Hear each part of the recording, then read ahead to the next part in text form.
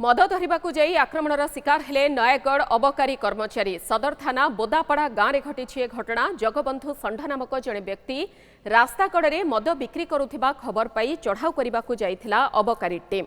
हेले अबकारी टीम को आक्रमण करथिले 4 जण ग्रामवासी। एथिरे 3 जण कन्स्टेबल आहत होइछन्ति। आहत 3 कर्मचारी हेले नील लोहित मल्लिक, देवी प्रसाद पाणी एवं कैबल्य स्वाई। अबकारी थाना पक्षरु सदर थाना रे एने अभियोग करा जाइछि। जगबंधु गाँ पाख रास्ता कड़े मद बिकुथिबा खबर पाई 5 जणिया अबकारी टीम चढ़ाऊ करने जाइथिले। जगबंधु को धरिबा समय रे जगबंधु तांको भाई गोपीनाथ षंढ एवं अन्य 2 जण मिलित भावे अबकारी कर्मचारी को आक्रमण करथिले। आक्रमण रे कर्मचारी नाक मुह फाटी जाइछि। से रास्ता रे जाउथिबा अन्य एक स्क्वाड आक्रमणकारी कबलरू कर्मचारी मानकु उद्धार करथिले। एथिसह जगबंधु को सदर थाना को आनिथिले। पुलिस घटनार अधिक तदंत जारी रखिछि। आज मोर स्टाफ मान धरिक बोदापड़ा छक पेट्रोलिंग करूँ सकाल समय से विश्वास सूत्र खबर पाइलु जड़े लोक जार ना जगबंधु षंढ से मद बिकुथार जाकि धरलु। पाखर 10 लिटर खंडे मद बाहर धरिक नहीं आम जिते समय आम गाड़ी पाखक आसुलु छकरू आउ 3-4-5 जन लोक दौड़िकी आसिकी आम ठार मद छड़े नेले। आम स्टाफ मान जीवन मारिदेवा उद्यत बहुत बाड़ाबुड़ी कले। जार रक्त फक्त सब बाहरिकी से आम मेडिकल को आनिली थाना को आसिक टोटाल 4-5 जन बड़ा। ए संपर्क में अधिक सूचना देवाई नयगढ़ सहयोगी वैद्यभूषण रहुछन्ति आम सहित। वैद्यभूषण कौन रहुछि अधिक सूचना वर्तमान?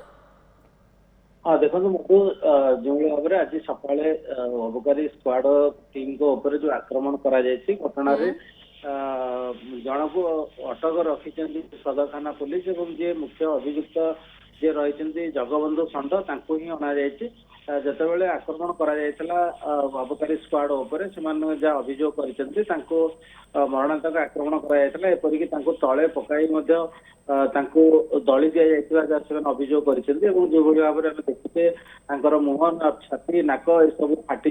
ए घटना पर अनेक स्क्वाड टीम से रास्ता देकी जाते उद्धार करते जगबंधु रही धरिकी आनिक थाना रखी। अन्य जो 3-4 जन रही आक्रमण कर खसी जाइए घटनास्थल एवं जी अबकारी स्क्वाड जी आईएसी रही से सदर थाना अभियोग करने पुलिस तदंत आरंभ कर जहाँ सूचना पुलिस पक्ष मिली जो अन्य अभियुक्त मान रही तुरंत धर कथा उठू जो मद धरवा कथा जो सहर ठार मात्र 2 किलोमीटर दूर से जो बोदापड़ा गाँव रही व्यक्ति जनक सब समय मद बिक्री करुवा गोटे अभियोग आसूला। आज सका अबकारी स्क्वाड जाइला तदंत करने किंतु कथा उठुची जो अबकारी स्क्वाड जाइला से पुलिस को ए संपर्क सूचना दे नथिले जहाँफल गोटे अघटन घटी।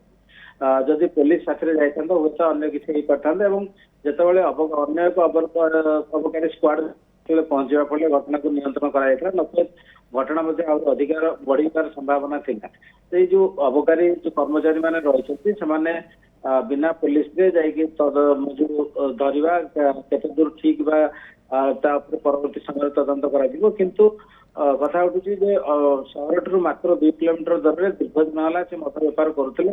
अबकारी टीम या चुप हो बसी आज जाइला घटनास्थल को नयगढ़ जिलार विभिन्न स्थान में भाव में चोरा मद बेपार होता अभियोग हो आसुची किंतु अबकारी कर्मचारी माने कर्मचारी सटेज जो विभिन्न चढ़ऊ जहाँ आगे स्वीकार कर बड़ कथा वैद्यभूषण जे मद बेपारी तिले मात्र डर भय आईन प्रति रहुना आईन व्यवस्था प्रति रहुना जहाँ से पदक्षेप बारंबार उठाउछन्ते।